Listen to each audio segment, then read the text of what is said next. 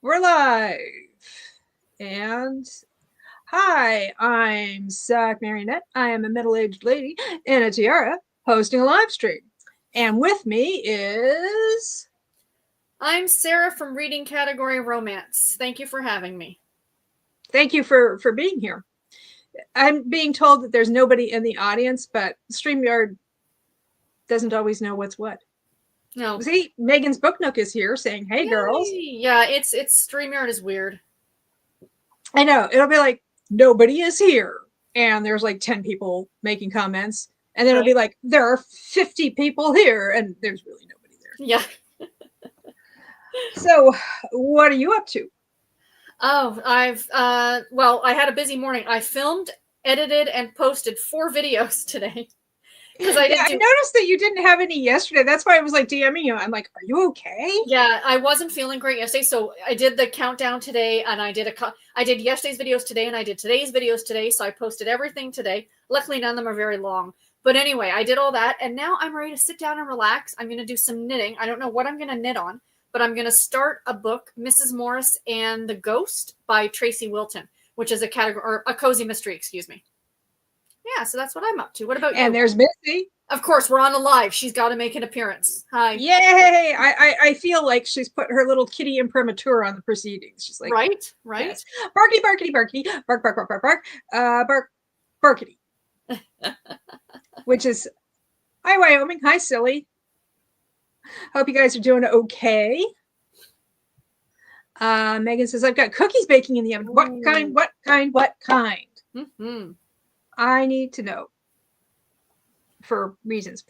Then hoping to read before tutoring at 4. Oh, lovely. Nice. Let's see. Yesterday was a cluster storm, let's say, of a day. It was not great. Did not like it. Mm-hmm. Fortunately, and I think it was Monday during the live stream. Oh, Megan says, a classic chocolate chip, my grandmother's recipe. Yum. I have the stuff to make various kinds of cookies. I was thinking of doing strawberry chocolate, but ooh. Well, it's crinkle cookies, and you just use boxed cake mix. Yes. So I'll do one. I'll prepare the dough for a strawberry and one for chocolate, and then I'll just kind of marble them together. Yum. I haven't tried that yet, but I'm going to. Kat is here, and she says, "Hey, Sock and Sarah and friends in the chat. I'm eating a salad for lunch." Mm-hmm. So you can have more cookies later. That's right.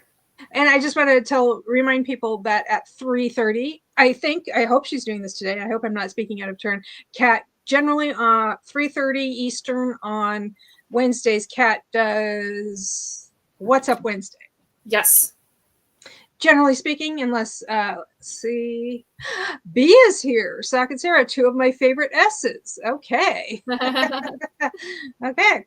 I'm surprised to see you here because you've got such an aggressive schedule of live streams. I was thinking you might just be like, not today. I'm not going to do it today. Yeah, yesterday was a real mess. And fortunately, on Mondays during your sprints, I was reading the Nora Roberts book. I read about half of it. Okay. And yesterday, when I was finally done with all the horrible part of the day, I was able to sit down and finish the Nora Roberts book, which was very nice after such a terrible day. Wonderful. Oh, and Kat says, yes, she is going to be sprinting at 3:30 p.m. Eastern. Good. So we can. I may not be done yet, but, people can migrate as necessary, when necessary. I mean, I assume Kat's going to leave. Yeah. Kat's like, no, I'm going to stick around here. Like, I can do 2 things at once. I am multitasking. If anybody could, she could. Legitimately. It's true. So that was kind of a comeback after a rough day.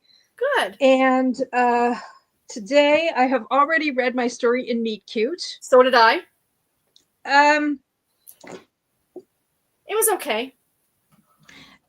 Yeah. I liked the concept. Met cute. And that's it. It's like now it's kind of a sad ending if you ask me. I'm wondering if there could be a sequel. I'm writing fan fiction in my head now. A sequel. There you go. He qualifies for a subsequent mission. Ooh, there you go. There you go. Once he's doing it for the right reasons, not just to get away from an embarrassing video. From not having okay. Oh, 3:30 p.m. Central. Okay, so that's 4:30 p.m. Eastern. Fantastic. Correction there. Thank you, Kat.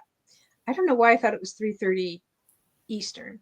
It's not, though. It isn't. It's just not. Okay, and today during the live stream, I will be reading a Harlequin Presents. I can't find my Margaret Way book. I mean, I was going to look for it yesterday, but then my day was just so awful that I was just like, no, I'm just going to curl up with Nora Roberts and just pretend like the whole thing didn't happen. Kat says, I just finished Hand of Evil by J.A. Jance. Number 3, Allie Reynolds. Has she gotten any smarter? Yeah, that's the question. Because I know Stormy is like, why is she so dumb? Yeah.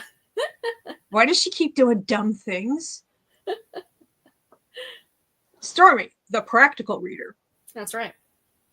I will be reading instead Tiger's Eye. Ooh. By Madeleine Kerr. This was originally published by Mills and Boon in 1989, and this is Harlequin Presents number 01361 from May of 1991. Kat says, yes, thank goodness. Okay. So Allie leveled up in intelligence, apparently. There we go.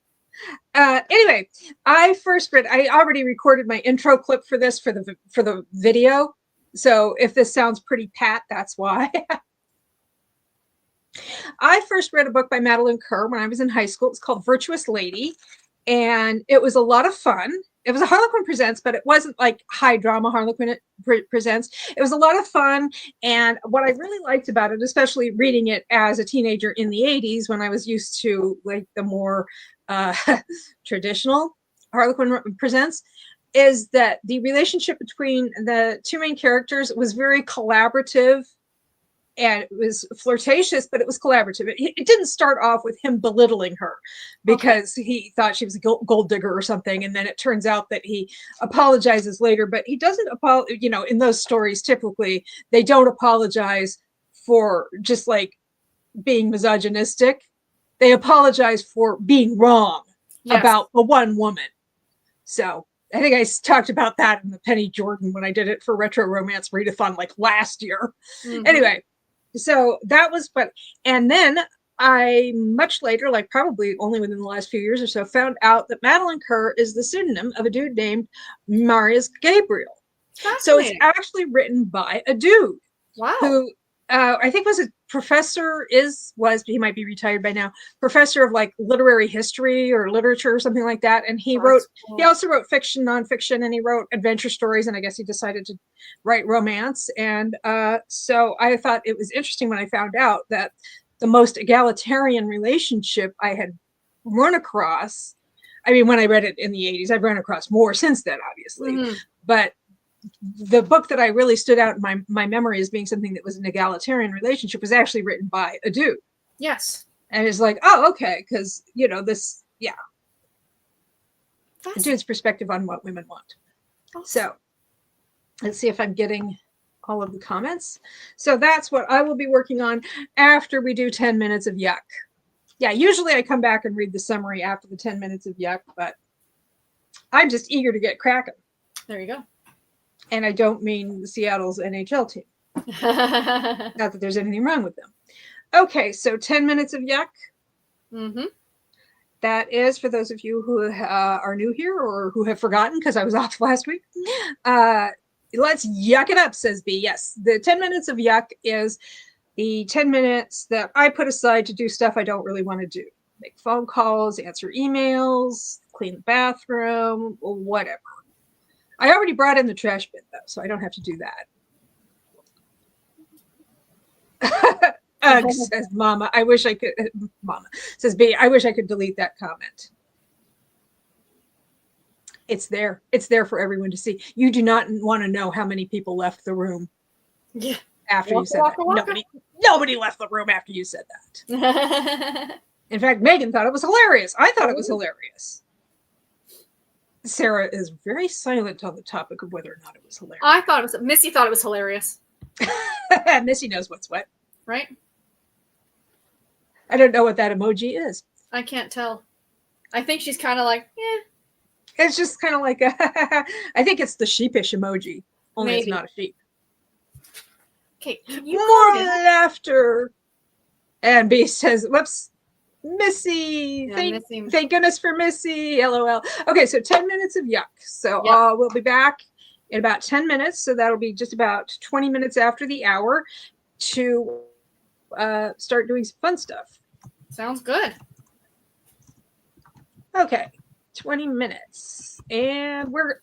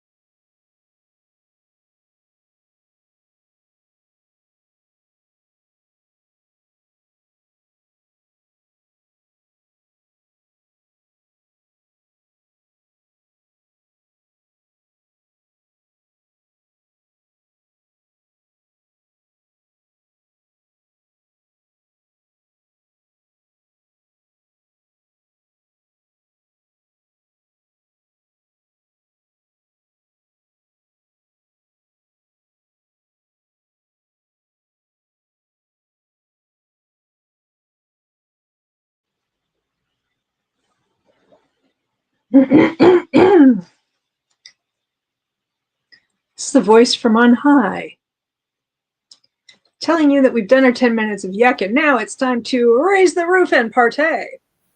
Yay. Megan says, I will be finishing up my cookies, so not yuck. Mm-hmm. And Kat says, I'm still eating my salad, which is the opposite of yuck. I would say that, except that the other day our lettuce was just getting a little marginal.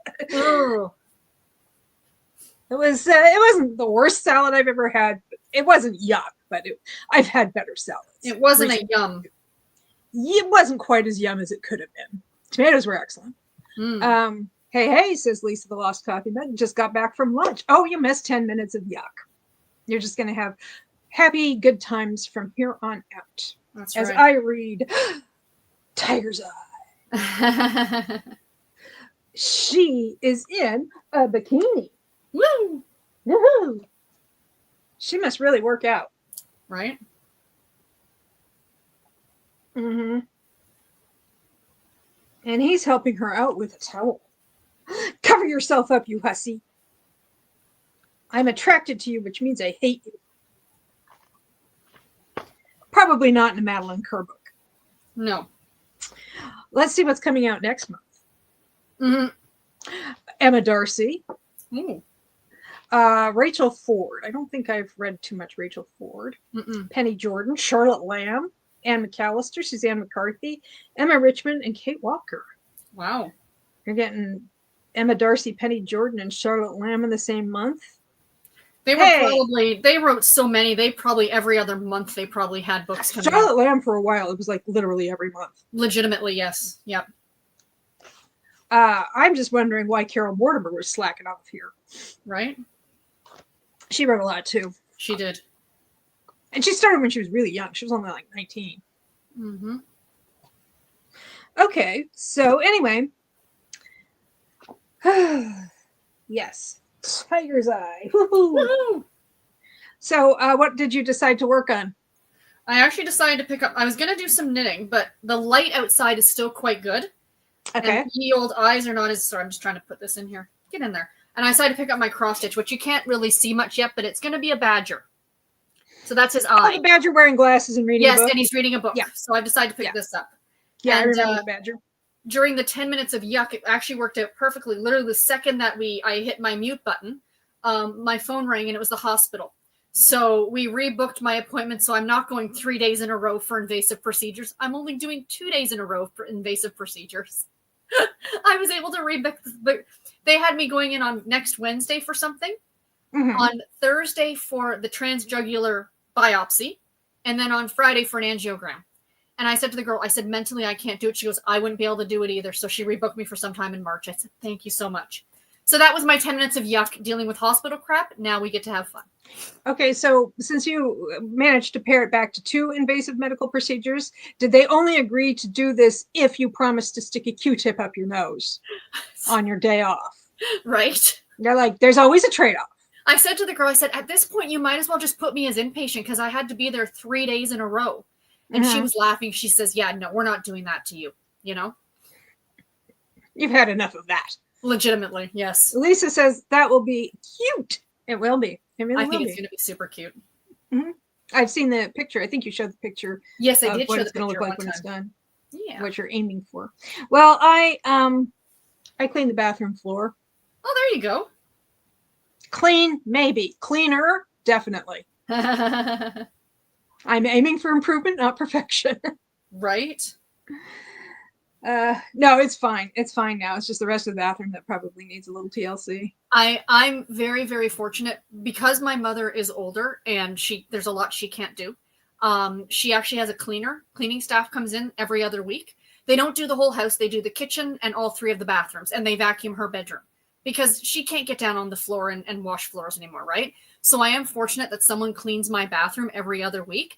But I said to my husband, when we move out, we're going to have to remember that somebody's not just showing up in 2 weeks to do this for us. Gee, the cleaners haven't been by yet. I would love to have somebody come in and do some of this cleaning for me, but right? Mom Marionette would hit the roof.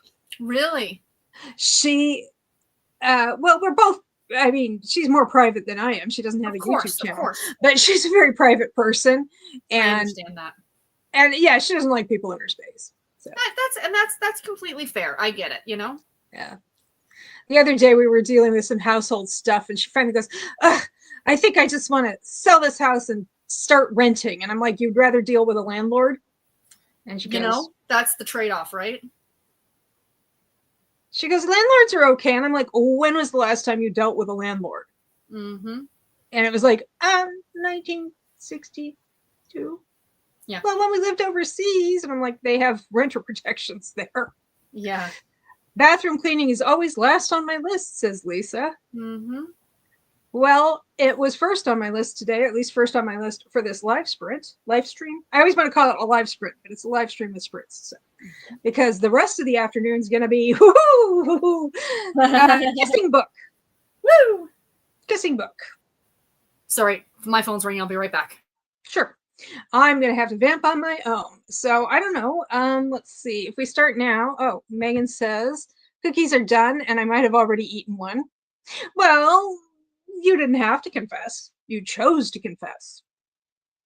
But I hope it was good. Tasty. Straight out of the oven. Did you have a nice glass of milk with it or some tea?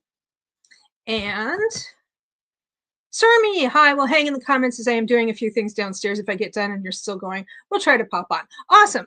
I hope we can keep you company while you're doing the things or not. I was just thinking about maybe starting the first longer sprint and then we could go to the top of the hour, which would give us a slightly more than a half an hour. Does anybody want to share what they'll be working on? I mean, people have already made their cookies and presumably eaten their salad or are making progress on the salad. So Megan says, tasty for sure. Didn't have any drink with it, just grabbed it straight off the cooling rack.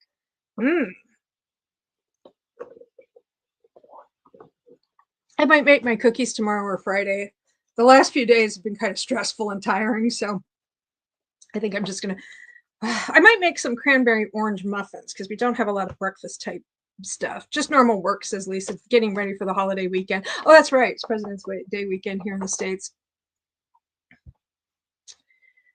I will just be cleaning the last bit of dishes and then reading, says Megan. Well, what you reading? What you reading? Ha ha ha. Do I want to read it? Oh, today I saw Michaela. I think it's Michaela's Bookshelf. She did a video. She's doing this Romanceopoly. Somebody's done, I think it's on Storygraph, and there's a Discord for it. It's like a reading challenge, and it's for the entire year, but you basically, it's kind of vaguely Monopoly. It's not really Monopoly. They just call it that.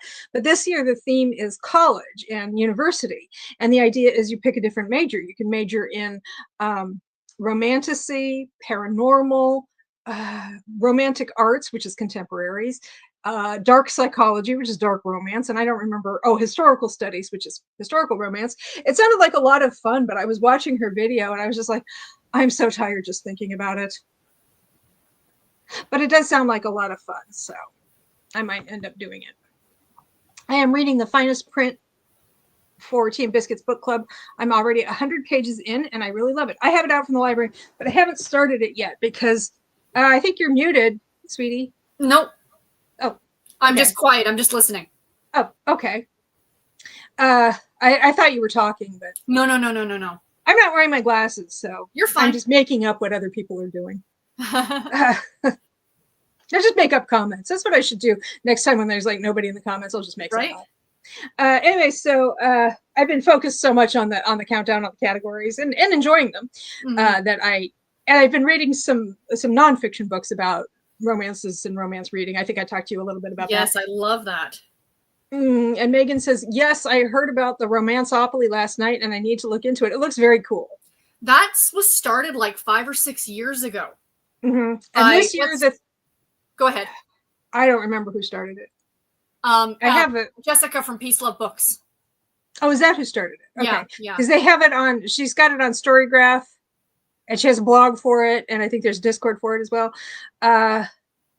Lisa is listening to Heartless by Elsie Silver. Nice. It looks very cool, but it just looks like so much work in a way. You know what I mean? Well, it's for the whole year, though. And when I was looking at the prompts, I was like, oh, I've already read a whole bunch of books. Like the book I read this morning Yeah. I was like, oh, this fills a whole bunch of promos. And it was just like, it was a category romance. Yeah, I need to finish The Little House in the Highlands so I can attend Elizabeth's live chat later, says Kat. Oh, yeah. What time is that for people who might want to be knowing about it? That was a really comprehensible English sentence I just spoke. And Megan says, oh, I didn't realize it was Jess who started it. Nice. I'm almost certain. Don't quote me, but I'm almost certain she had something to do with the original. Way back, it was just something on her BookTube channel like 5 or 6 years ago, and then it morphed into this huge to do. And I think it was bought by not bought by, but somebody else took it over.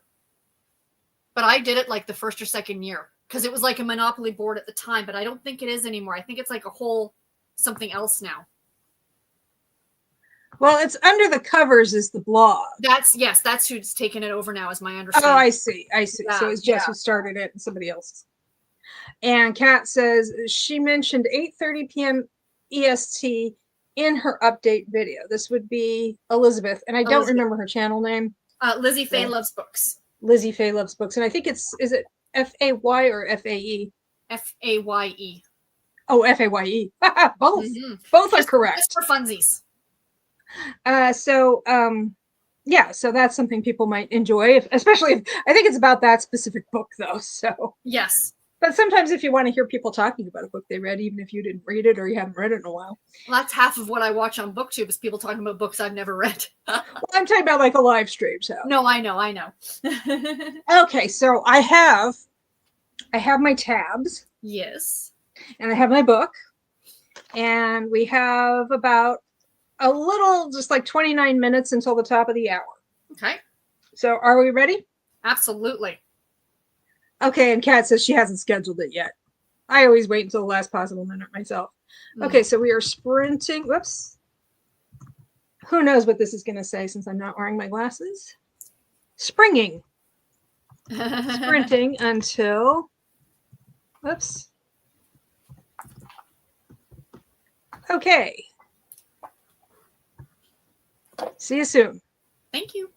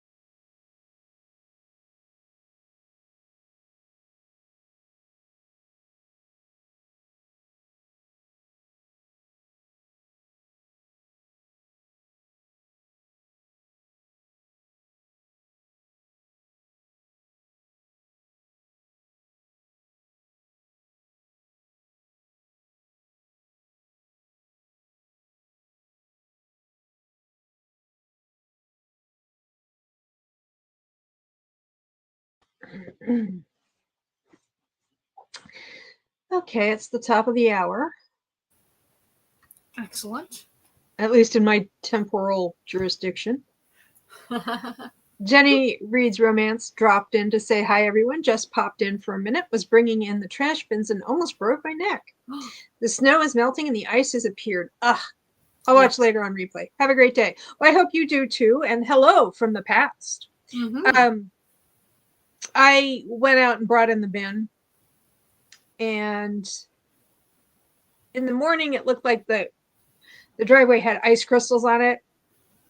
And I was like, I think that's going to wait. And then when I went out and got it just before lunch, it was fairly warm outside. And there were still a few little icy patches in the driveway, but it was easy to avoid them. So that worked out okay. Oh, that's good. Well, Madeleine Kerr let me down. I literally threw the book across the room. Oh, no. Yeah. So she shows up to be for 6 weeks to be his personal assistant. Okay. He says, I hope you brought a bathing suit because I do a lot of work by the pool. And she's like thinking, well, I brought a bathing suit, but it was like to work on her tan kind of a thing. Oh, Stormy's here. Yay. Hey, Stormy, how's it going? Hello, friend. I was making some hard-boiled eggs in the Instapot, so I had to make sure those were done first before I. Cool. Hard-boiled eggs. Ooh, I was going to do that, make some deviled eggs, but I think I need to go out and get more eggs first. So we have a new person coming in. Hi, Kim Reads Whoops. There we go. Kim Reads Everything is here, and she says, I'm new here, and I like sprinting. Hi, Kim Reads Everything. I hope we help you fulfill your sprinting needs today. If you have any questions, comments, concerns, please speak to the manager, and that would be me. Kat says, I was watching a video, and my husband called, so I loaded the dishwasher while talking to him. Now I'm decluttering my office for a few minutes. Hey, Stormy. And Lisa says, hey to Kim. And Kim says, thanks. And Kat says, hey, Kim. Good seeing you here. Yeah, nice to see you. If you want to share what you're reading or up to this afternoon, feel free to do that. Or this morning or evening or wherever it is, whatever it is, wherever you are. Or if you just want to relax and enjoy, you know, whatever you're comfortable with. Hey, Stormy, Hi, says Lisa. Let's see. Kim says, hi, Kat. Oh, she got here via Kat's channel. Well, welcome. Thank you, Kat, for the promo. Yeah, so like I said, if you want to share, feel free to do that. Or if you feel more comfortable just kind of hanging out, it's all good. Now, I was just explaining that I threw my book across the room. Oh, no. It was that good. Madeleine Kerr really let me down. Okay, so I don't know what her name is, Layla. Well, first she says her name is Layla. Her name is Layla. She's really blonde, and she says, it's Persian. It means dark, so it doesn't fit. And I'm like, actually, it means tulip, but sure, you bet. Why not? Maybe it means both. Dark tulip. Kim says she's trying to finish The Little French Bistro. Trying because you don't like it very much, and it's a bit of a slug, or trying because you're just like getting distracted. Or, you know, again, share if you want. I hope it's not because it's not very good. Anyway, so she is a temp. She's a very competent temp. She goes to his house in Barcelona. And he's like, well, it's a very nice house, warm climate and everything. He says, I hope you brought a bathing suit because I like to work out by the pool. And she's like, yeah, whatever, dude. Because she brought a bathing suit, but it was like a tanning kind of bikini rather than like a swimming sort of, you know, one piece. So after they have their first lunch, she's like, okay, get into your swimsuit because I'm going to work by the pool. And she's like, I'm fine in my dress. And he's like, no, you will wear your swimsuit. And she's like, what? And he's like, you will. I expect complete obedience from my employees. And she's like, okay. So she puts on her swimsuit, which she's not comfortable with because it is kind of skimpy and she's trying to work. And then he decides that she is about to get a sunburn. So he puts, as he's dictating a letter, he starts oiling her up. Oh, God. And I am like, dude. And finally, she's just like, no, you can't do this if you keep doing this. She's like, no, just don't do this, or I'll go back to London. And he's like, well, what are you going to tell your boss? And she's like, go tell him that I didn't want to get caught. Mm-hmm. And he's like, oh, okay.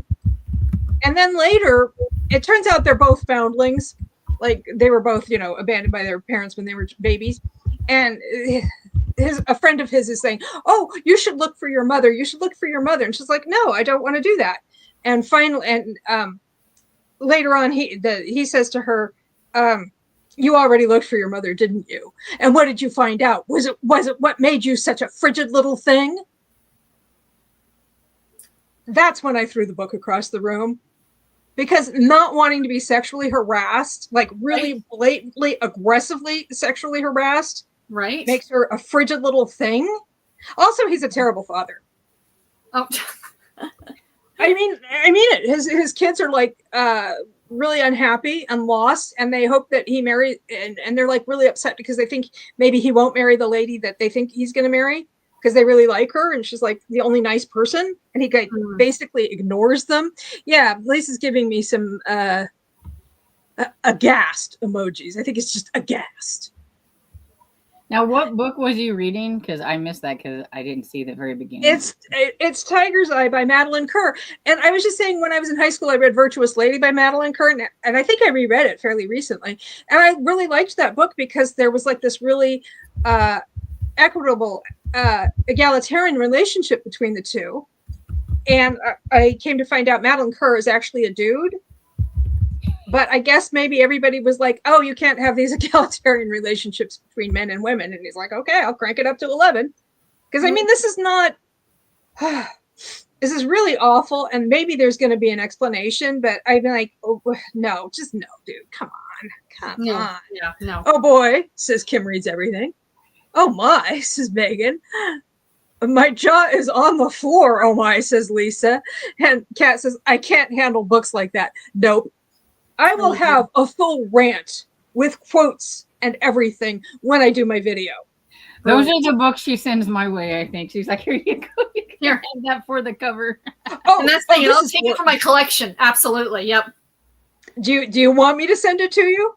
Sure. Stormy can have it. I sent you a DM a few days ago about, and I thought I replied and I forgot, and so I just okay. I just did. So it's you'll have it. Oh, okay, perfect.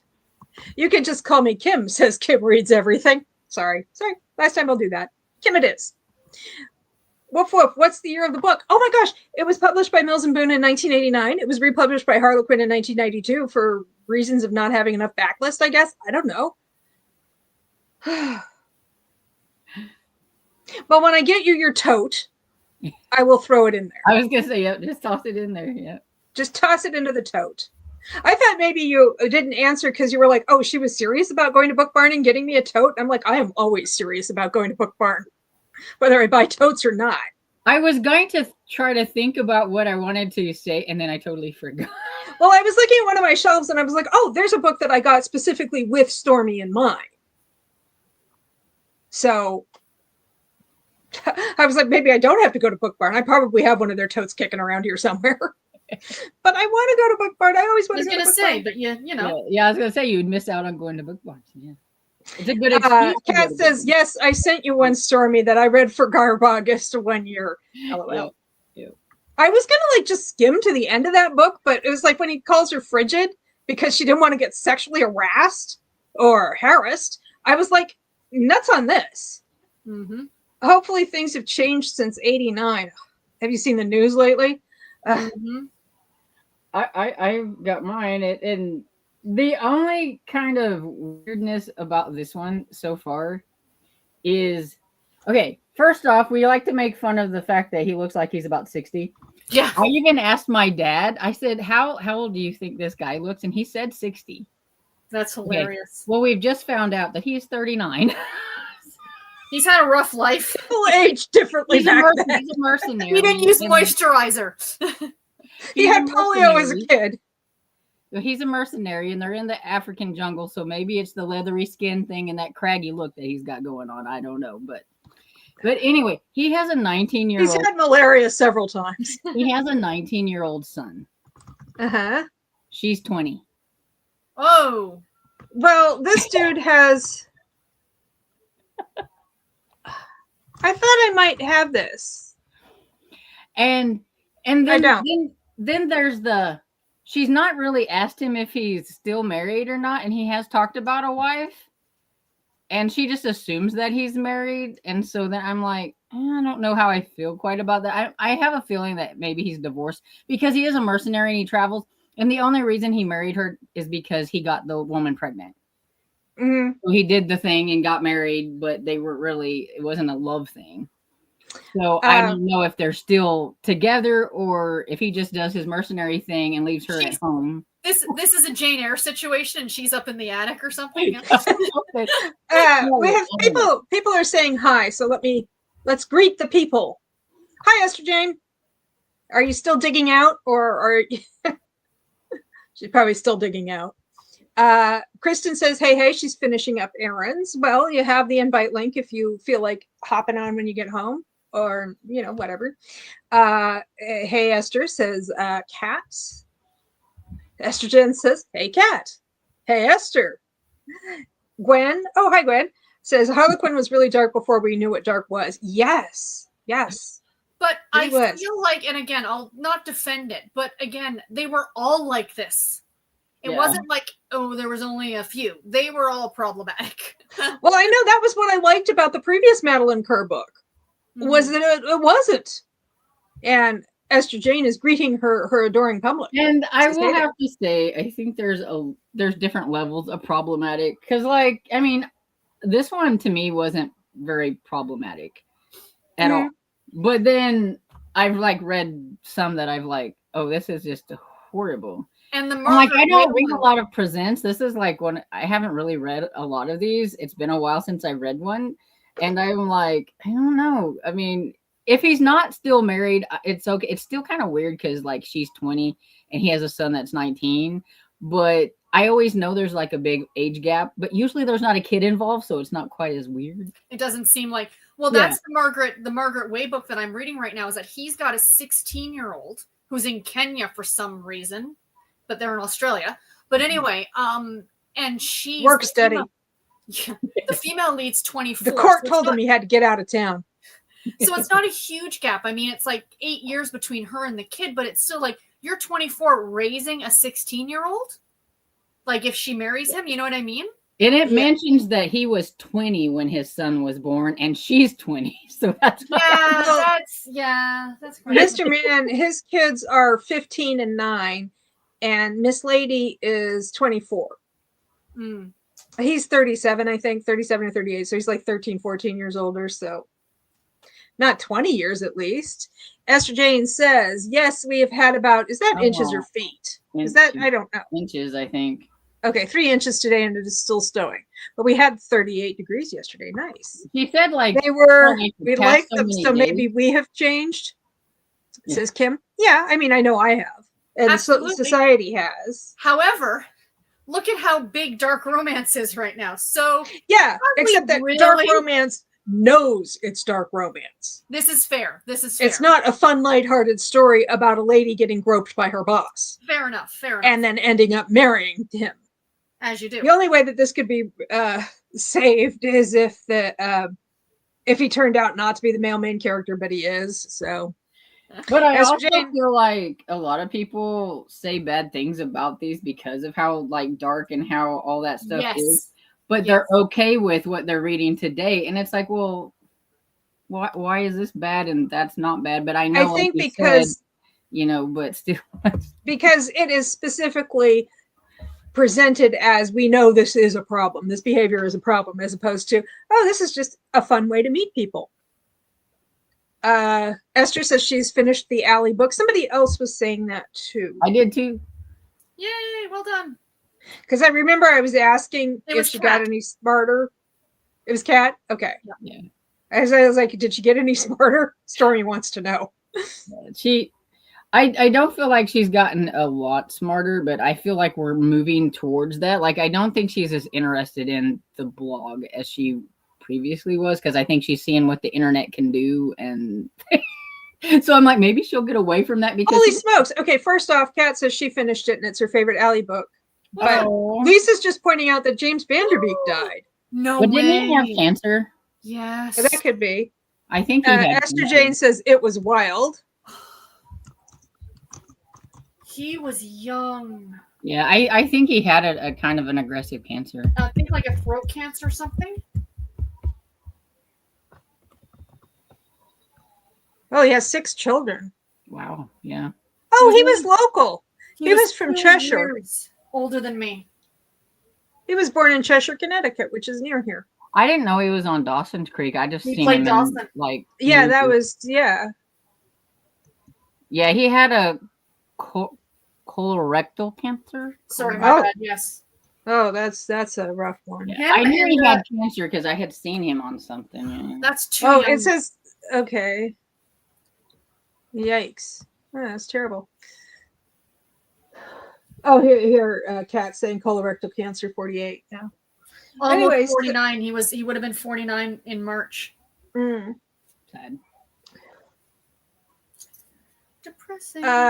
Anyway, so yeah, that was. I was just like, he can't come back from this. He's crossed a line. Mm-hmm. Lines have been crossed. So, are you still going to finish? Are you going to finish it, or have you? No, I was going to. I was going to just like skim it, and then he makes the comment about her being frigid. Yeah. And she's And like, it must be because she met her mother and there was something about her mother that turned her frigid or something. And I'm like, oh, this is just so much misogyny going in all different directions. Like you're frigid because you didn't want to be groped by the swimming pool while you were working by your employer. And also you must be frigid because of something your mother did. winner, winner, chicken dinner. Well, see, I was wondering if once the book goes flying across the room, is it over? Yes. That's the official end of the book. I will pick it up and I will rant about it for my video today. And it puts it in the. Because it's pretty much that's exactly what happened with Cloud Over Paradise. Mm-hmm. Oh, I have that one on my shelf too. I have that one too. It's got a pretty cover. It does. It does have a pretty cover, but one of the frustrating things about it was that also, like when I decided to skip to the end, it was I might read the last 10 pages of this one just to see if he's anyway. When I skipped to the end, even though I'd only read a third of the book, there weren't any new characters or situations at the end of the book. I was like, yeah, why, the whole point of a super romance is you have more space for more characters and more situations and so on. And it's like nothing changed. Yeah. So and, it could have just been a presents, Maybe they are like, we want you to write a super romance, but she's like, but I only have so many words. And they're like, well, fill it up with something. That's right. Well, she wrote the first super romance. It's the same author who wrote the first super romance. It's Abba Taylor, right? Yeah, Abba Taylor. And I might try that one. Because I mean, like, maybe it'll be Madeleine Kerr, The Curse in Reverse, where I liked the other book I read by Madeleine Kerr, and this one was terrible. Maybe I hated the one Abba Taylor book, but the other one will be great. Kat says, I just sent the news to my husband and my friend Kelsey. We are fans of Dawson's Creek. I've never seen Dawson's Creek. I lived for that show when it was out because that was my age group, but I have not rewatched it since. I have no interest in reliving it, to be honest. But it is just sad, somebody that young with children. I've always seen him on some of those cheesy creature feature movies or things like that. Where he was funny playing a character named James Vanderbeek on Don't Trust the Bee in Apartment 23. He was like a friend of Kristen Ritter's and the character she played. And he was James Vanderbeek, but it was like a fictionalized version of James Vanderbeek. Yeah. It was kind of funny. Wyoming says, I'm sorry I missed you throwing the book. Well, I did it during the sprint because that was when it became intolerable to me. There was no viewing of the throwing of the book. We didn't get to see it either. I will recreate it. I will recreate it in my video. Now I wish I hadn't cleaned the floor. You cavort amongst the dust bunnies and the trash. Okay. No, wait, be nice to it. You're going to send it to me. Well, it actually, the cover was already kind of bent. So any damage you see was actually pre-existing condition. So. Yeah. Yes, please, says Lisa. We want to see that. I'm just Give me a picturing this second. very dramatic, slow moving, like slow mo. Yeah. I was gonna say, do you know how to do like slow mo editing? Because that would be really fun. Because you could like throw it, and then whenever you're editing, you could make it go Right. really slow and like hit the wall or something. And goes. Well, what I And can you do a is boom. I can slow it down, and then I can reverse it, speed it up, slow it down, reverse it. Yeah. Maybe with some rhythmic music in the background. I don't know that I'm going to get that ambitious. Because Okay, I was so like, if it hits the wall, you could do boom. Right. okay, so here we are. Let's see.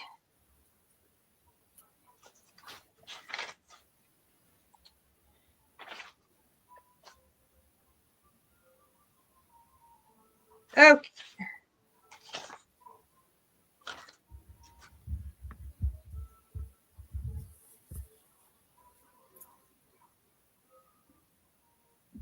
Okay, so we're getting to the point where he's like, "Oh, you did look up your mother? What did you find out?" he asked relentlessly, holding her eyes. "Anything that helped you to explain your existence on this planet, cool Miss Thomas?" "You have no right to ask me." "Was she as beautiful as you are?" "Stop!" "Or did you just get a nasty shock? Something that froze your heart? Something that froze your heart and turned you into the frigid little pink of prudery that you are now?" And that's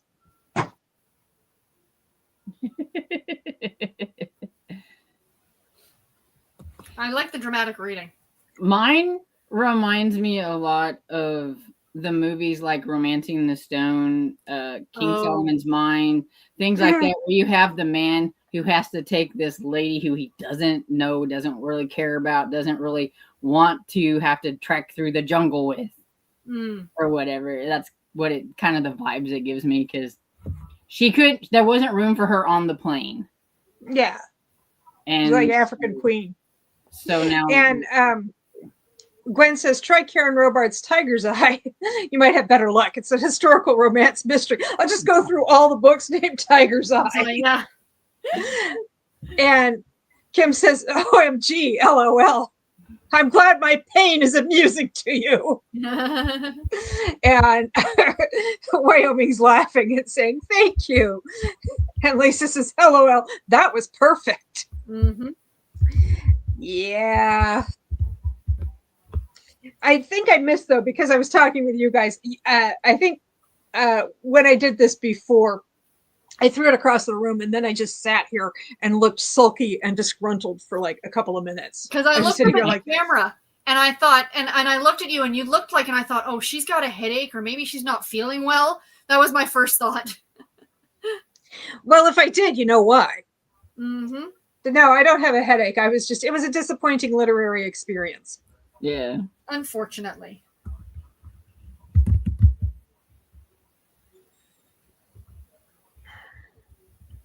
Okay, so how's everybody else doing? How was everybody else's sprint? I got some reading done, then the hospital called me again, blah, blah, blah. But I did start listening to Miss Morrison the Ghost by Tracy Wilton, and I think I'm going to like that one because it takes place in Salem. And that's like, I like that place. So I think it'll be good. I think I said my ancestors were from there. Yes, that's so cool. But they were long gone before the witch trials. Because, like, I think I explained that my ancestors, she was widowed and she had 3 children, and she ended up going to Providence with Roger Williams because of she was one of the religious dissidents. Mm-hmm. So she went to Roger Williams and cool.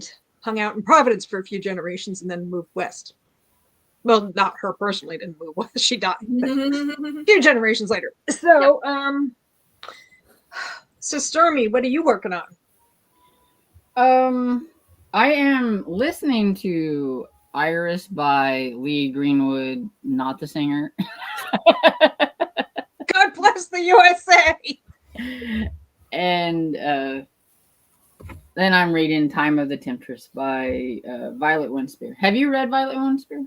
I have read Violet Winspear. Yeah. This is my recently too. This is last year. So. Last June. It's when Bea was doing her her like travelogue over the summer. Yes, Staycation, that was the so idea of much fun. armchair traveling. And I read a book by Violet Winspear that took place in Greece, and I read one by her that took place in Spain. I have several of her books, but this is my first one I read, so reading. I have one of the omnibus that has like 3 of her books in it from Harlequin. Mm-hmm. Oh, cool. Yeah. I think I might have had that when I was a teenager. Yeah, it was the first. I know I had one of the omnibuses, and it was either her or Mary Burchell. I have 2 of the Harlequin omnibus. They're both, I think, from the 70s. They're a little rough looking and everything, but I just thought it was cool that I found them. And like one of them, I don't remember which one, but it was only 25 cents. Oh, nice. And I was like, yeah, this is going, it's a little rough, but we taped it up. We kind of make it for 25 cents. Absolutely. Okay. Does anybody else want to tell us what they got up to during the sprint? I kind of had to bleed off some of the anger, and then during the next sprint, I'm going to record that clip and I'm going to build it up again. There you go. So I'll come back all grouchy and disgruntled again. Sitting here going, pouting. So, or we could just go into a sprint. Oh, comment. Megan says, I got some reading in. Finest print still, I'm assuming. How long in the sprints Kim wants to know. They usually about a half an hour or so. At the beginning of the show, I do a 10-minute sprint. It's called 10 Minutes of Yuck. And my buddy Nicole named it that. The idea is you do 10 minutes of like, I don't know, cleaning the bathroom or returning phone calls or answering emails or just something you don't want to spend more than 10 minutes doing. And you know that once you're done, you can come back and just like raise the roof. Party like it's 1999. What are some other, celebrate good times, come on. That kind of thing. But mostly they're like usually around a half an hour. So sometimes a little bit longer, sometimes a little bit shorter. Megan has to head out and get ready to tutor at 4. Yep. Enjoy, Megan. They will learn English from you. Sounds good, says Kim.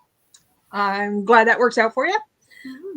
So if I were to start a sprint, well, the next sprint will go until the top of the hour, I think, regardless. So that could be 35 minutes. It could be 25 minutes, whatever. Bye, ladies, says Megan. Bye. See you later. So my afternoon just opened up. Right? I was going to say, now what are you going to read? I was going to say, now are you going to like look through and see what can I pick out next? Maybe start your read for tomorrow? Yeah. Let's see. Yes. I think tomorrow is going to be a silhouette shadow. Ooh, from their paranormal line. That was in the early 90s when they were kind of riding the X-Files wave. And I think that the book I picked is called Flashback. And that's what I'm reading for tomorrow. And I also I'm reading some of the spicier lines, the Temptation, the Desire, the Blaze. And I'm going to do a bonus episode, a bargain counter argument after hours episode, because that's when I talk about books that are spicier, kinkier, darker, whatever. So I'm going to do a Valentine's countdown after hours. Cool. That's going to be awesome. So I have read 2 of those. Oh, I had to DNF the Silhouette Desire I was reading in the first few pages because they're contemporaries, right? But this character, I was like reading it. I'm like, is this a contemporary? Because it takes place in Texas and it's written like it could be an historical Western, but it was a contemporary. But the male main character was part Comanche. And she says and thinks some rather unfortunate things about this character. And I was like, no, this is not where my head is at. That sometimes, and you'll know who I'm talking about, Stormy, Heather Graham. She's written a couple books where the male lead is a Confederate soldier. And yeah, exactly. Like, I want to read them because it's Heather Graham, but on the other hand, you know. The one I liked that was like from the 90s, that was Civil War, was by Roseanne Bittner. And I can't remember what it was called. He is not just Union. He is he's an abolitionist. Okay. Because, a lot of people in the Union didn't care about slavery, or they were anti-slavery, but it was for economic reasons rather than it's a grave moral wrong. He was an abolitionist. Like, this is a grave moral wrong that must be stopped. Mm-hmm. And she was like from a plantation, Mm-hmm. and she was young and she'd never been off the plantation before. I did a whole video about it, actually. Really? It was one of my, I've only done 2 of these videos. I want to pick that up again this year. And that is the series I was doing called, Is It Safe to Read, or Are These Safe to Read? Oh, what a great Where idea. I was reading those earlier historical romances, like basically from before 2000, and just coming in and saying, this is what I thought of the book overall. This is what might trip you up. This is what they did well. This is what maybe isn't for you, or might not be for somebody of more modern sensibilities. And that one, the problem I had with it was actually, she ended up married to a very abusive man. Mm. And that was described, it was described horrifying detail. And it wasn't glamorized. It was not romanticized. It was like, this is a horrible thing she's going through. So, but that can be tough to read. Mm-hmm. So, but it wasn't tough to read because it was being presented as like a desirable state that she was in. It was like she's going through it, and as a reader, I was kind of going through it with her. Mm-hmm. So, but it wasn't because, I have all 3 of Heather Graham's Cameron saga, which is the Civil War trilogy. Which is and he wore blue or something like that? Yeah, one wore blue, one wore gray, and one rode west. I want to read it, but this other part of me's like, pretty. what? Anyways, I'm going to read them because you know what? And I still love and reread Gone with the Wind, and that's... Yeah, I was going to say, it's a part of history. It is. Did you know that people who have watched Gone with the Wind remastered in high def, there is a scene where Scarlett's going on and on about something, and Prissy's behind her doing her hair or whatever, and Scarlett says something mean to Prissy, and Butterfly McQueen, who played Prissy, mouths... I'll have to look for that. You can she doesn't do it quite that obviously. I'm just exaggerating, but she's like, I'm saying, yeah. But if you watch it, people didn't notice this until it was on remastered and you could watch it in high def, where she's just going. That's hilarious. Which probably Vivian Leigh, who had played Scarlett, probably would have thought that was funny and appropriate, because it wasn't absolutely. Like. My mom was like, it really mattered whether you were from the North or the South when you watched that. She's like, because we didn't think Scarlett was at all aspirational or anybody. We could tell that she was a terrible, terrible human. Scarlett's a brat. I was 18 when my mom made me watch that movie, and I was so mad because I was like, why'd you make me watch this? Because I hated the ending. I was like, this is absolutely horrible. But I think when you read the book, though, you get a whole different, like... So much is left out of that 4 hour movie. So much is left out about, like, and everything. And it's like, that is actually... I was like, well, no wonder he said that, and walked away because I was so mad at her. And the other thing is, too, is this is kind of like, really, that was honestly the best possible outcome for that character. Mm-hmm. On a number of levels. Like, that was the best she could have expected. Was like, that she would end up alone. Is that book ends up on all these greatest romance novels of all time lists. I'm like, it's not a romance novel. No. It's nowhere near a romance novel. It wasn't meant to be. No, but that's how people dub it now. Kim says I'm from Canada, and I thought she was a brat too. Hey, Kim, I'm Canadian too. Where are you from? I'm from the great Toronto. Oh, Canada. Hello, fellow Canadian. I think my thing was the fact that in the book she was married so many times. And had so many other kids. And I was like, yes, they pared that down considerably. Big time. This is so not like the movie. She just and she never took care of any of them, just these random offspring. But and she kept marrying people because she had an eye for the main chance. Okay, well, I think I'm going to wander off until the top of the hour, so that's about 25 minutes. I'm going to wander off and film my clip. I'm from Nova Scotia. Newanta, but I live in Nova Scotia. I think she was from Toronto, but now lives in Nova Scotia. Am I right on that one, Kim? Oh, okay. I think. Oh, I see. Okay, yeah, she's from Toronto, but now lives in Nova Scotia. I have been to both of those places and enjoyed them very much. It looks like she was typing, and it sometimes happens to me like your cursor goes back, And you can see Yeah. that's what it looks Okay, like yeah. to me. Thank you. Yeah. That's probably what happened. She's from Toronto. She lives in Nova Scotia. Yeah. You Okay, made a like I good said, choice. I have ancestors from Nova Scotia, and well, they're dead now, but they were. They went from Guernsey, the Isle of Guernsey, the Channel Islands, to Nova Scotia, and then to Nebraska, and then to California. And that was actually not an uncommon migration pattern. And I've been there, and I've been to Toronto, and I had a good time in both. Sorry, darn cursor. Yeah. Yeah, I'm reading it going, okay, I think I know what that Time says. to curse the cursor. Curse the cursor. Darn you. Okay. Okay, till the top of the hour then. Sounds good.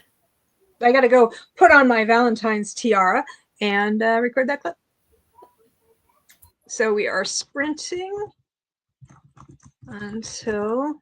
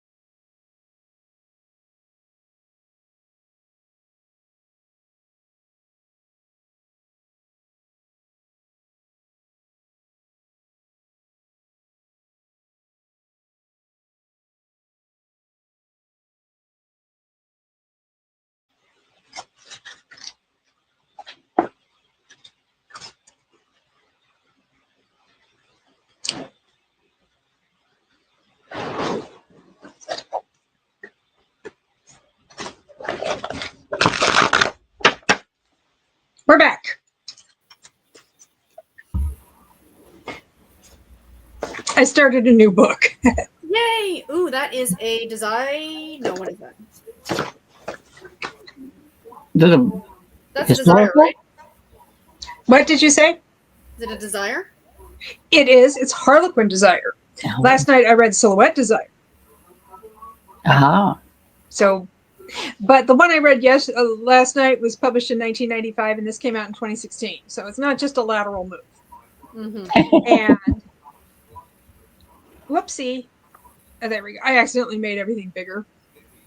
I do that sometimes with my touchpad. I don't know how to undo it. Kat said she was hopping off so she could feed the dogs and get ready for her sprints, which again, that's on Kat's Novel Adventures, 1863, and starting at 4:30 Eastern, so in about half an hour. And Lisa said bye to Kat, and new friend Kim said she had to go make supper and catch later, so maybe she'll be in Kat's sprints later too. Okay, I guess that's the end of the comments. Somebody have their TV on? If you hear anything, it's my father downstairs. Oh, what's he watching? What's he watching? Actually, he is watching Scarecrow and Mrs. King. Ah, Yeah. nice. Yeah, I'm like, I know people say, oh, you can't hear the TV, but I've been my videos, I even denoise it, and I'm like, yeah, I can still hear the TV. Well, I don't notice it in your videos. I just noticed it because it's not quite as loud because I can denoise. I can't denoise. Yeah, because Right, in your right. noises that seems to work. Well, Lisa says she loves that show. She wants to know what channel it's on so she can start watching it and just leave us in the dust. There you go. She's like, nuts to you guys. Scarecrow and Mrs. Green is on. What? Sorry. Anybody has the Roku channel, it's on the Oh, you can watch it whenever. There you go. So yes, this book that I started is His Seduction Game Plan by Catherine Garbera. Oh, good choice.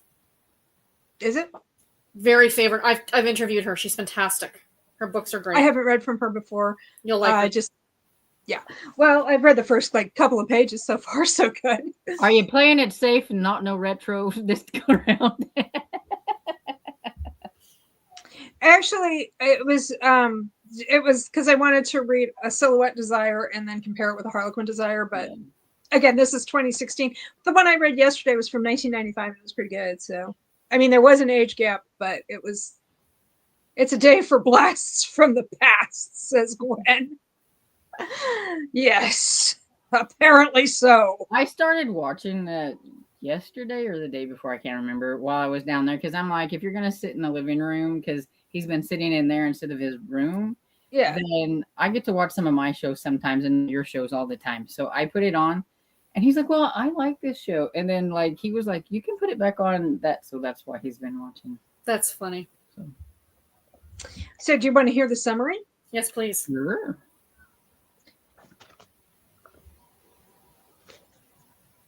Seducing his enemy's daughter may be the best revenge in this 50th Harlequin Desire novel from USA Today best-selling author Catherine Garbera. I think it's actually 2448 in terms of the number, but this is the 50th by her. This is her 50th book. Yeah. They could have phrased that a little bit. Yeah. It's like, wait a minute, where are they going with this? Okay.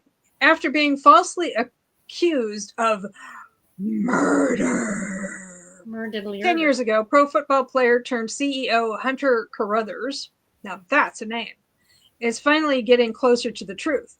Did his coach frame him?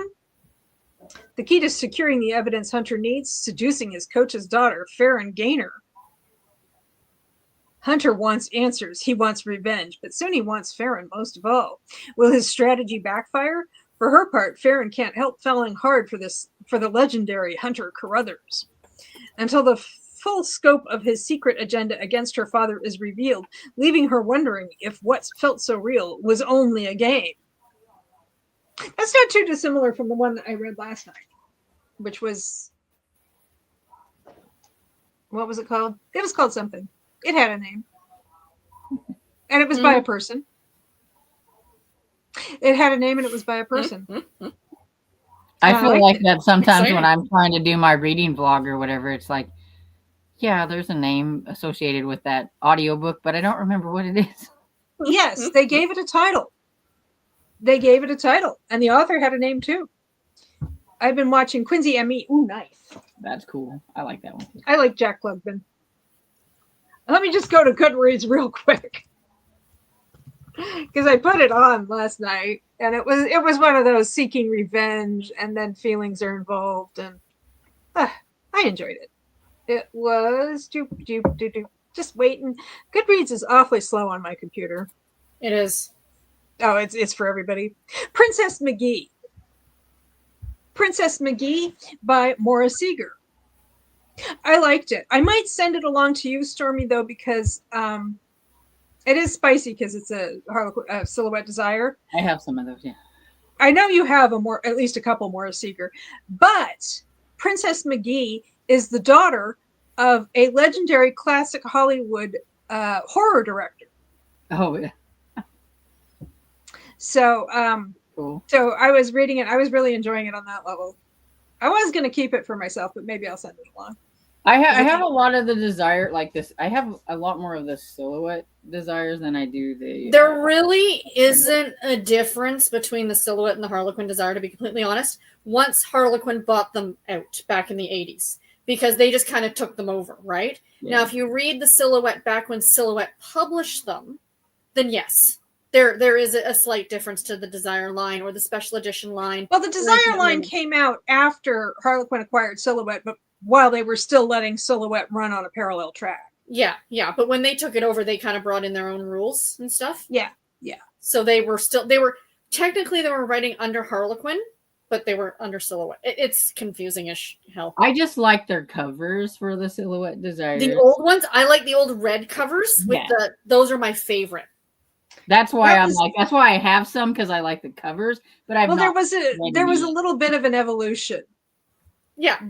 But mine are in the other room, so. Yeah, I have like the evolution. I still need, people keep asking me to do those videos because I have so many of the books that I can do an evolution of the covers for every line, basically. Anyway, so I enjoyed Princess McGee. So yay! I just like that was from. I think that was from. Well, now I'm getting confused because recently, I think it was Monday night, I read a Harlequin Temptation, which was from '95. Maybe Princess McGee was from a little earlier. I don't remember now. I have showed a Temptation one on my 2 on Tuesday, but I haven't read one yet. Well, I'm just like similar to Blaze. Yeah, they're very similar. I don't want you to get like icked out by the spice. Oh, I mean, I've got those big like bodice ripper books. So I mean, yeah. To be honest, it's not a dare, right? Like it's a bit better than that. Now I want to read one of those. You got it. And I'm like one of those that if the scene is too long, I just go, oh, okay. Yeah. I mean, they're skippable. Okay, we're done. They're skippable, and they're not going to use 4-letter words or unfortunate nicknames for anatomy. You're not going to have like a word jump out at you that's like, oh, I don't know anybody who actually calls it that, and I wish these people didn't. Yeah, I feel like in the older books, it's always manhood. Yeah. You're absolutely correct. Manhood. Or thighs. His thighs tightened. They had a thing about thighs and wrists back in the day. Well, no, it's just like they'll say his thighs tightened against her, and it's like, that's not his thigh, sweetie. That's not his thigh. Well, the one I was reading, what was I reading? I don't know. They're all kind of running together. His body tightened against her, which I like that. Because it's like, it's all part of the body. So I thought that one I liked. That works, yeah. And it makes him feel like a more integrated person. Yeah. And like I'm reading right now, I do have a Blaze on the go. And like I haven't read one of these in a while, and I like realized how much of the plot of the book is love scenes. Like that's an integral part of the relationship, is their physical relationship. And that I think is really what defines the Blaze line. Is that the physical relationship is a big component. I mean, there's an emotional part too, but not as much as other books, I said I haven't read a Desire, but I take that back. Because I think I've read the Harlequin Desire, and it was Macy Yates. Yes, you did. That's right, because you've read Miss Maisie Yates. And it was one of those snowed in, so they couldn't get, and I was like, all it is like, I was like, is there a plot in here? The spooky library. The spooky library is here. Popping in to say hello and squeeze the like button. Appreciate it. The spooky library. I feel like I should know. I think I've seen her pop in before. No, I've seen her around. I just feel like I should know her name. Yeah, but that's why. Well, that's why I think I'm just going to assume. Huh? Chantel. Excuse me? Chantel, I think. Chantel. I was going to say Amy because frequently Amy is the correct answer. Chantel. Hey, Chantel. Nice to see you. And yeah, so I will be reading this one this evening. Awesome. But yeah, I did record my clip. I recorded the rant clip. And I would say now I don't have to think about that book anymore, except I also have to edit.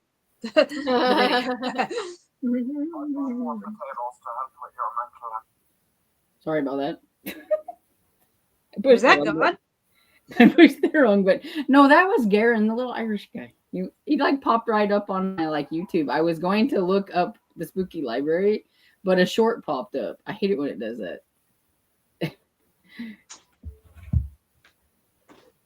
Gwen says, is it strange that I find it jarring when authors use the correct anatomical names for body parts? Yes, somebody did that to me last night. One of these two books, they actually used the clinical word. And I was like, ew. Oh, I'm like, why is this bothering me when there are so many other words she could have used that would have bothered me a whole lot more? Yeah. Yeah. Well, you don't get to laugh as much at it whenever it's the correct anatomy term. Well, it's kind of clinical. Garrett and I have this like thing that we do now, and we joke around, and we've been doing it for months and months. But if we say something like, sparkly eraser, right? We'll be like, ooh, a name I used to dance under, right? Like it's kind of our little inside joke. So we were grocery shopping yesterday, and Garrett, we were getting this dinner for tonight. And it's like this meaty marinara. And I said to Garrett, oh, that meaty marinara sounds really good. And he turns to looks at me in the grocery store, goes, a name I used to dance under. This old lady behind us, the look on her face was like, what? Yeah, I did a little tarantella, I can tell you. I knew somebody who was older, and he said, he would say that was my stripper name in the 70s. Yeah. You gotta have fun. But no, using the anatomical just isn't, Yeah, I'm like, it seems like I'm going to snicker like a 12-year-old no matter what. Mm-hmm. So, there's no winning with me. There's no winning. You can't win. You just can't. Well, I don't feel like doing another sprint because Kat's going to start at in about 15, 16 minutes. And so people can migrate over there. Here's something we can do while we're killing time. Not with cozies because she's at work, but waiting for Kat to start in case people are. I have these relationship talk cards. Oh gosh, yes. That I got at the Dollar Tree. So this is a way to work on your relationship. This is what the backs of them look like. Very groovy. I like that. Oh, that's cool. That is cool. The colors are a little more vibrant than they look on my monitor, but anyway, so let's see. What do we have? What would make you feel secure in a relationship? I don't know that I would. That's why I don't have one. Well, I mean, trust, because I did not have that the last time, which I do now. How do you feel about apologizing first after a disagreement? Well, if I were in the wrong, yes. Otherwise, no. What's your favorite movie of all time? Oh. I don't know. Singing in the Rain. That is such a good movie. We're such different people. I know. I was going to say Clueless or Spaceballs. Also fine choices. I have never watched Spaceballs all the way through. I make more money than Calvin Coolidge put together. But I have watched Clueless. Or yeah, is that what you said, right? Or Clueless. Clueless. I did like Clueless, but I love Clueless. You said Clueless, but I was thinking Clue. see, I was too. That's why I was like, wait, was it Clueless? Yeah, I was like, wait, Clueless. No, again, very different movies. Yeah. I don't know that I have a favorite. I have like 10 favorites. Oh, and Depends on Lilo the and mood. Stitch. I've never seen it. Oh, love it. My favorite I animation do- we're gonna do that is Cinderella. There you go. Yeah, favorite Disney movie. That's a completely different thing. I've never seen it. No, do. Yes, Disney movies. Everybody's seen all the Disney movies. Everybody's seen at least one Disney movie, haven't they? Except for yourself. It's no, but you know what, Sock? It's fun to throw it at parties because I say to people all the time, I've never seen a Star Wars movie, and people are like aghast that I've never watched Star Wars. How important is family to you? I'll have to ask my mother. It depends on the day of the week that we're asking. I was gonna say. I'll have to ask my mother. She's downstairs. Mm-hmm. How do you maintain trust in a long distance relationship? Oh, you can't. Live streams. How do you feel about sharing passwords or devices with your partner? No. 100%, yes. No. What? Yes, if you've got nothing to hide, there should be nothing to worry Well, about. no, it's not. It's not even nothing to hide. It's just like that. Just creeps me out for some reason. It doesn't bother me. I was gonna say I don't think it would bother me if I didn't have anything to hide. So. Well, no, it's like I said. It's not that I don't have any. It's not that I have anything to hide. It's just that I mean, As long as I got their information too. I mean, it's not. Yeah, we're not. Family and Books says, "Hey, Sock, Sarah, and Storm, the Triple S. We should start the Triple S Ranch. It's a dude ranch, as in it's a ranch for dudes." Swinging by to hug the like button. Thank you so much, Family and Books. That's Paula. I knew it started with P, and I knew it wasn't Pam. But female names that start with P and aren't Pam are still there's a lot of them. There's like Pandora. Penelope? Oh, but it's funny because like one of the ladies that whenever we go see Bill on Wednesdays, the one of the ladies that comes and visits with us, her name is Pam. What makes you feel most loved? Like, comment, share, subscribe. Yeah. Smash that like button. Let's see.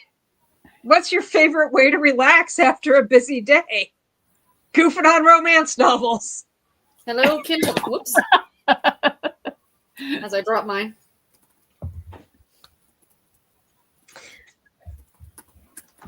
What was the best part of your childhood? I'm not in it anymore. The part when it was over. Exactly.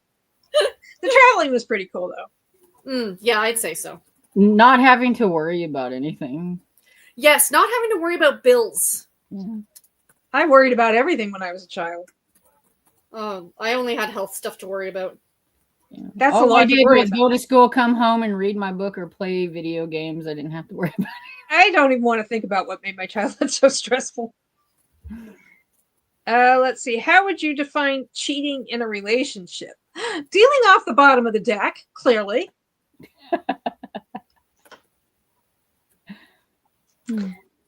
How do you know when you're in love with someone? You just know.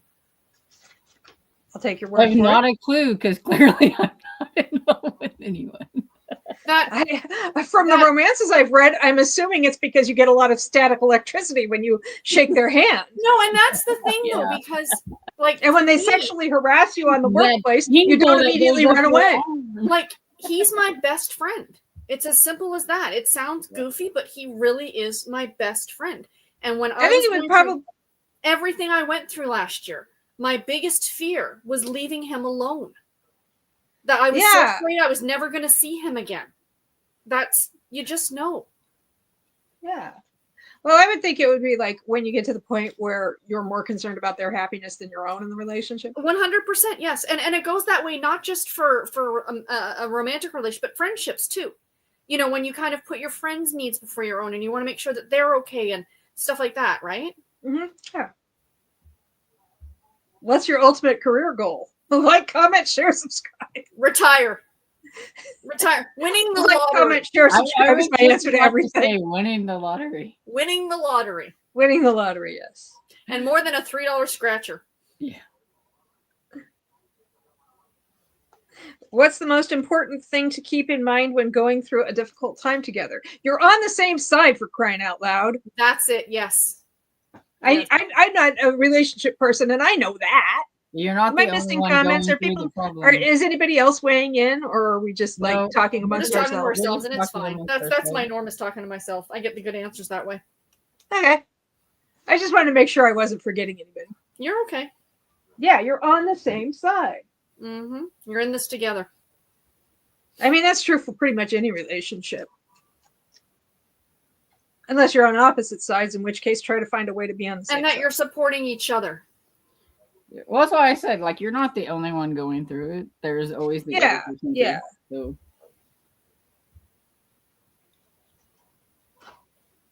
How would you describe your ideal day?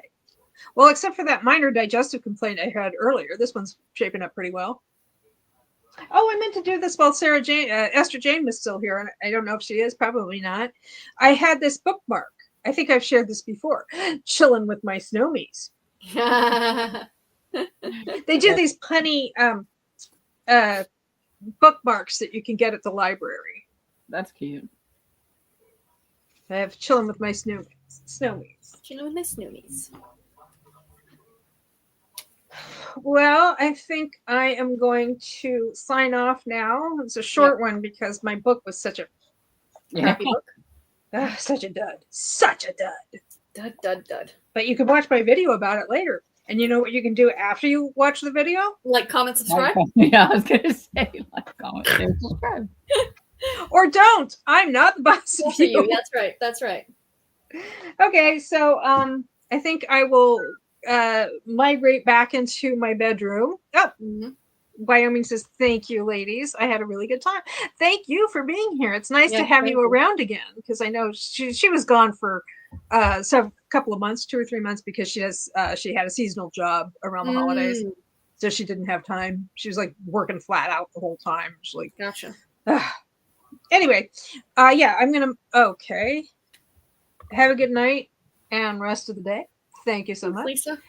And yeah, I'm gonna migrate back to my bedroom and go over to Kat's live stream. Yeah, I'm gonna jump in and watch Cats. Yeah, at least long enough to say hi and hit the like button, and probably just have her on while I get ready to edit that video. Brilliant. And Gwen says, later, ladies. And Wyoming, that's a heart and a... I think she's waving like a... waving. I was like, okay. I'm pretty sure that's not a middle finger, but okay. I'm cool with it if it is. Take your word for it. No, Wyoming's too nice for that. Okay, so I will see you guys next week. I don't know what I'll be reading. Fair enough. I'll figure something out. Maybe I'll have like a giant stack of Harlequins, and I'll just keep going until I find one that isn't offensive. There you go. Yeah, that you don't want to throw across the room. Okay. Good night, everyone. Night. Good afternoon. Bye, Stormy. Bye.